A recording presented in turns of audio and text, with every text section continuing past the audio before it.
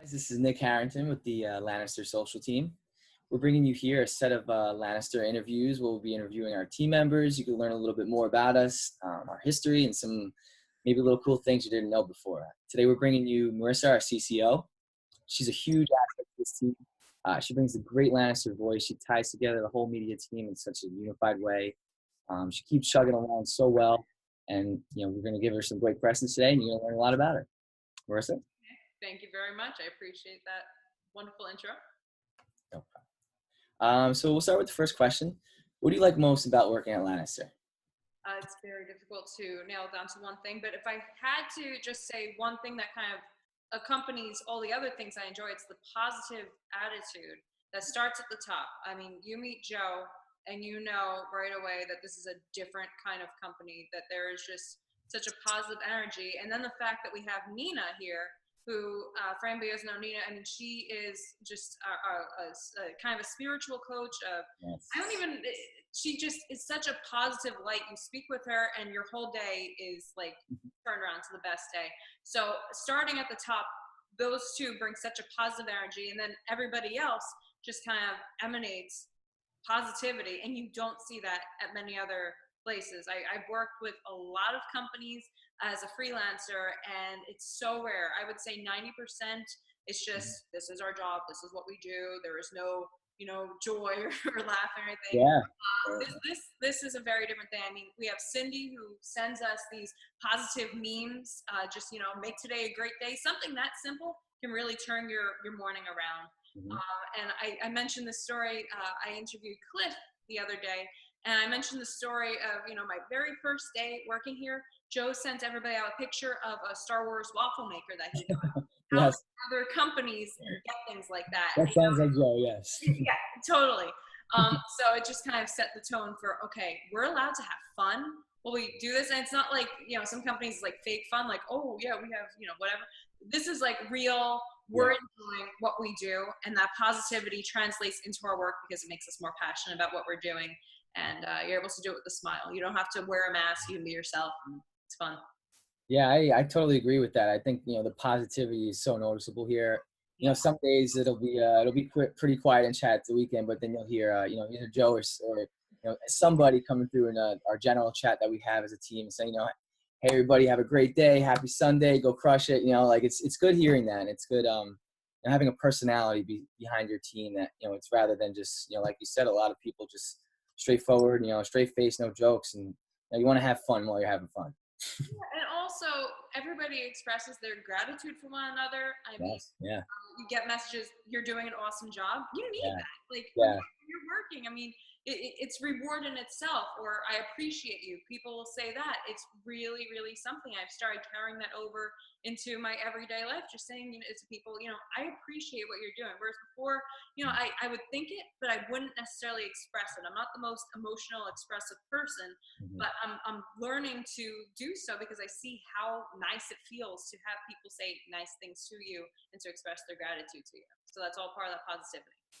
I totally agree with that. I mean, treating a good vibe all around. So, and with that said, what's a technique that you do that keeps you most productive being a remote worker? I know being remote sometimes, could be a little tough, but what would you share with us? I eat the frog, and that means that I get the biggest, worst task that I'm least looking forward to done in the morning. Nice. So pretty much I wake up and I look at my phone and I keep a to-do list and I go, okay, which one are we doing? And the item marked in red, that's the first thing that I do. It's usually the thing that takes the longest. And then once that's done, you have a sense of accomplishment for the rest of the day. And you're like, well, if I got this done, I can get anything done. Very true, yes. I've always been what is called a precrastinator. That's the opposite of a procrastinator. I do stuff early, I get it done, and that way I can go on living saying, I did that, and I don't have to worry about it now. Very true. Yeah, there's nothing better than you start your day, you already crushed it. You look back, you're like, wow, that's out of the way. It's only downhill from here, or uphill, and you just keep chugging along. Absolutely. I definitely see that. The pets are definitely not a distraction too. It looks like you could do a triple multitask there. Oh gosh, yeah. My boys, I have Mo and Bernie. We adopted them both this year. And they're incredible. They keep you going. If you're on something getting frustrated, you just look at Mo staring at you, and she's like, you're a dog. I'm gonna keep Well, working. yeah, let me take a little puppy break. Yeah, absolutely. I just walked into my office right before we started this interview, and Mo was sitting on my desk. Puppies too, I don't know. But yeah, they keep things light, and they keep you laughing all day. They do. What would we do without them? Yep. So what are 3 words your closest friends would use to describe you? I would say odd, eccentric, but no.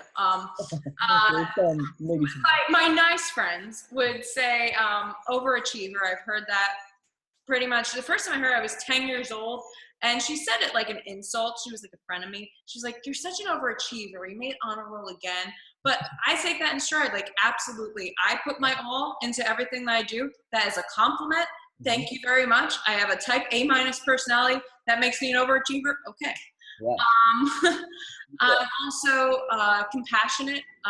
We adopted these puppies this year, and that's something that I just has put me in such a headspace where I'm like, oh my gosh, I have to save more animals and do more things. Like ever since I've been able to think for myself, when you're a child, you just kind of do what everybody else is doing. But ever since I was about 10 years old, I've you can't kill bugs. Why would you kill a living creature? And like all these different kind of I would say compassionate things. If there was somebody getting picked on or bullied, I was always the one to befriend them. So definitely compassionate.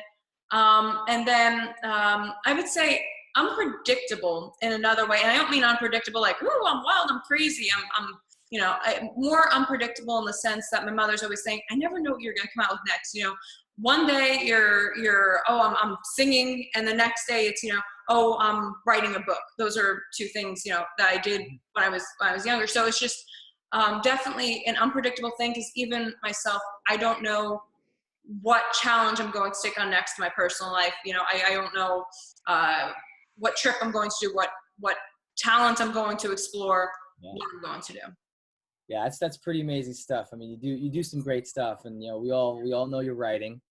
We all know you kill the writing game here at Lannister, so we love that, and we show our appreciation. I definitely show mine, and it's just great, getting into different things, and being spontaneous and picking up some different things, keeping your mind guessing is always good. So you keep a fresh set of skills there. Yeah, well, I would say a runner-up to another word for people to describe me is a bookworm. Yes. Always reading, and I'm completing my doctorate in literature now, and my master's in communication. So everything is books, everything is reading. If I would mess up the language, I would turn my computer around, because my father just built me the world's greatest library. I have like 2,000 books on the shelves. Nice. Books of every genre. I'm a bookaholic. So yeah. So you have one book to put on top of your list. What would it be? I'm more of a nonfiction person. But I'll break it down to fiction and nonfiction. My favorite nonfiction, I'm just going to say that I've read the past year, is Tools for Titans by Tim Ferriss. He collected all these different thoughts from all these thought leaders. Amazing book. It was like 1,000 pages. I devoured it in under a month because it was that good. Nice. I've read everything Tim Ferriss has ever done. And I just moved 2 weeks ago, and I'm so upset because I lost a box which had my Tim Ferriss books in it. I'm like, But pretty much everything Tim Ferriss has ever written, that's definitely on the top of the list. And then as for fictional books, A Clockwork Orange is the best book of all time. Like, that's not even an opinion, it's just fact. In college, I had to write a capstone thesis, and I wrote it all about A Clockwork Orange because it's amazing. It was translated into all these different languages. So the French version versus the English version versus the American version, how even the endings change. There are 3 less chapters in the American version than the English version. It's insane. And just the fact there's this whole made-up language and the whole take on society, incredible book. Love it. And to me, the undisputed best book of all time. Awesome. Yeah, definitely quite the bookworm with 2,000 books in your. And those are just the ones that I like. I also have a box with the books I'm donating. I used to throw my books out, but my fellow prior English major friends were like, how can you throw out books? That's disgusting. Like, you're right. So now I keep donation boxes. But yeah, the 2,000 books, those are just my favorites. So I read like 10 books at a time because I get bored if I just sit and read one book. So I'll read one chapter. Yeah. That's awesome. I like that technique because I wasn't doing that for a while. I was just, when I first started getting into reading a little more, I was just doing one book, and you kind of just, you read a lot at once and then you put it down, and then you're like, I kind of want to get a little taste of something else. So that's a good technique too. Absolutely. I definitely like that. So another question we'll give to all the fans is, what is something that's on your bucket list? Biggest thing on there? Well, I actually have a story to go with that. When I was 11 years old, I created a bucket list because, a little bit eccentric. But when I was 11, I had an illness. I had Lyme disease, and I was really, really sick for a year. I had to miss a year of school. I had to be homeschooled. I was just in pain every day, and I wasn't living the life that a child should. They thought I had cancer, so I was going to an oncologist. And, at that point, my parents and I didn't know what was wrong, didn't know what was going to happen. So I created a bucket list like, okay, if I get out of this, this is what I'm going to do. Yes.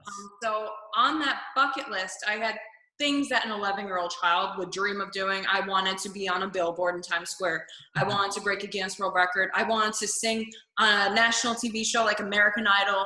I wanted to write a book, all those kinds of things. So then when I recovered, I actually did those things. Nice. So I have 75% of my bucket list completed. I've been slowing down lately because once you complete 100%, like, what are you going to do? So, yeah. So, I mean, the things remaining on the bucket list are things like earn my doctorate, which I'm doing. So, yeah, I would say that's my biggest thing on the bucket list right now is earning my doctorate.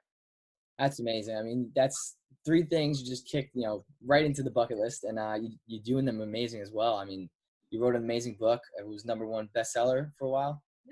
So yeah. And for young adult nonfiction. Yeah. So I mean, you did those things. You carried out a lifelong dream, and you came out healthy, which is one of the most important parts. So, and we're glad that you came out healthy too. We're glad that you. In the book, I talk about the experiences.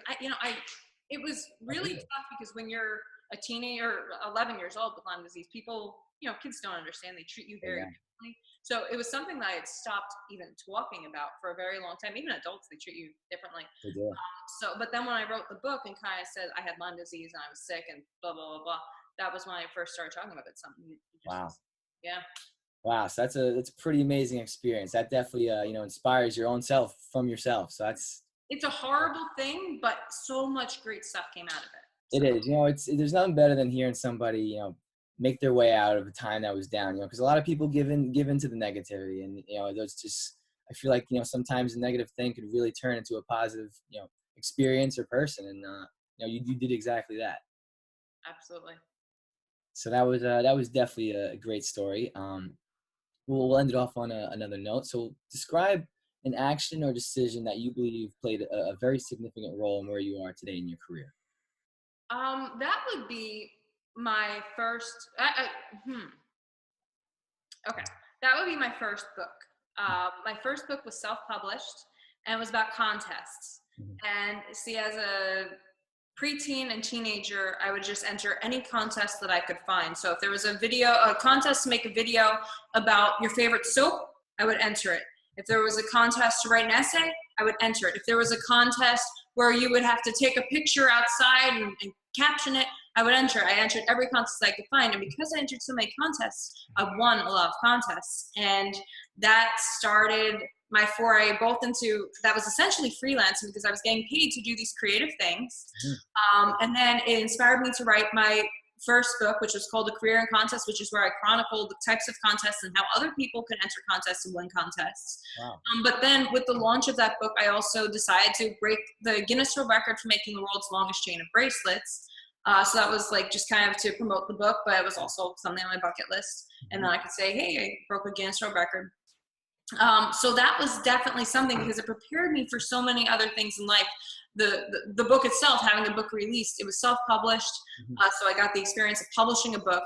I got the experience of learning how to somewhat market a book. I was a teenager, so I didn't know very well how to market it, but I got the experience behind me. And I would really consider that whole thing of entering the contest, the world record, the book, to be my first real professional experience. And I still use the lessons that I learned from that today. That's pretty awesome. I'm actually very jealous about that Guinness World Record because I used to love that book, and being in that thing, you definitely feel like you're on top. You got the whole plaque and.